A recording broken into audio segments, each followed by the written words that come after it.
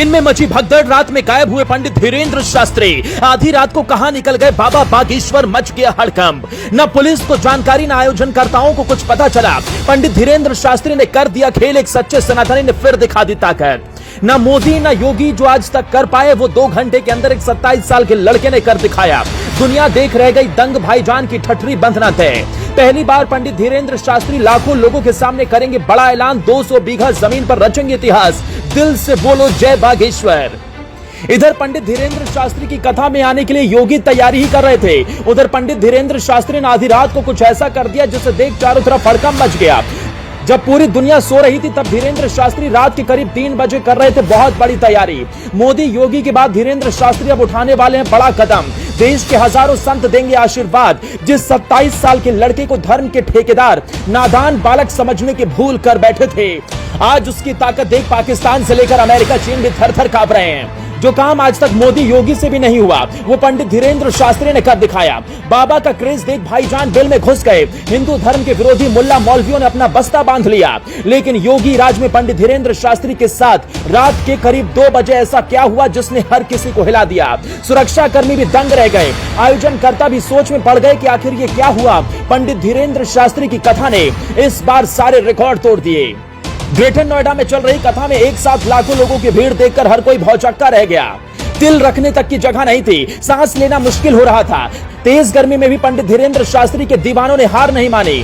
दरअसल 12 तारीख को पंडित धीरेन्द्र शास्त्री ने अपना दिव्य दरबार लगाया और 12 बजे तक ही अनुमान के मुताबिक 5 लाख से ज्यादा लोग पहुंच गए, जिसके चलते 200 बीघा जमीन में कहीं भी कदम रखने की जगह नहीं बची।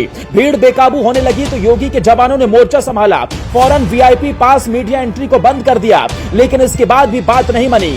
पूरा देश इतनी तगड़ी भीड़ देख दंग था। धर्म के ठेकेदारों की आंखें फटी की फटी रह गई थी। सियासतदान सोच में पड़ गए कि बाबा का पागलपन तो हर किसी के सर पर नाच रहा है। आखिर में पुलिस बाबा के मंच पर पहुंची। पंडित धीरेन्द्र शास्त्री से दिव्य दरबार रद्द करने की अपील की गई, जिसके बाद बाबा ने अपने दीवानों से अपील की कि कथा घर पर रहकर ही सुने और दिव्य दरबार रद्द कर दिया। वहीं लोग सोच रहे थे कि महाराज आराम कर रहे थे, लेकिन एक 27 साल के लड़के के दिमाग में कुछ और ही चल रहा था। धीरेन्द्र शास्त्री बीजेपी सांसद मनोज तिवारी के साथ आधी रात को मथुरा निकल गए और इसकी जानकारी न आयोजनकर्ताओं न ही सुरक्षा कर्मियों को थी। किसी को इस बात की भनक नहीं लगी और पंडित धीरेन्द्र शास्त्री देर रात करीब 1:30 बजे अचानक मथुरा पहुंचे, जिसकी सूचना किसी को नहीं थी। मथुरा पहुंचकर सबसे पहले धीरेन्द्र शास्त्री बरसाना पहुंचे और वहां ब्रज के विरक्त संत विनोद बिहारी बाबा से मिले।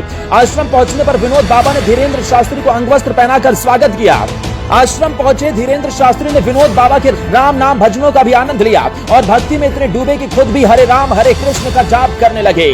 धीरेन्द्र शास्त्री पहले भी वृंदावन आ चुके हैं। वो जब भी यहाँ आते हैं तो विनोद बाबा के आश्रम पहुंचकर उनका आशीर्वाद लेते हैं। इस बार मथुरा आने पर धीरेन्द्र शास्त्री के साथ साथ मनोज तिवारी भी मौजूद रहे।